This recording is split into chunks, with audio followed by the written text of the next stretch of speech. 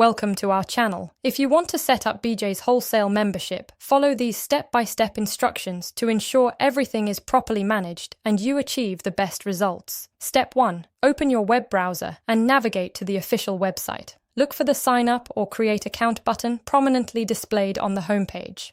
Step 2. Click on the registration button and you'll be directed to the account creation page where you'll enter your personal information. Step 3. Provide your full name, email address, and create a strong password. Make sure your password contains uppercase letters, lowercase letters, numbers, and special characters for security.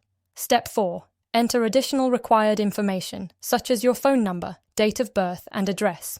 This information is necessary for account verification and security purposes. Step 5. Review and accept the terms of service and privacy policy. Make sure to read through these documents to understand your rights and responsibilities. Step 6. Complete the verification process by checking your email for a confirmation link. Click on the link to verify your email address and activate your account. Step 7. Set up additional security features, such as two-factor authentication, to protect your account from unauthorized access. Step 8. Complete your profile by adding any remaining information required. This may include payment methods, preferences, or additional verification documents depending on the service. Don't forget to like this video and subscribe to our channel.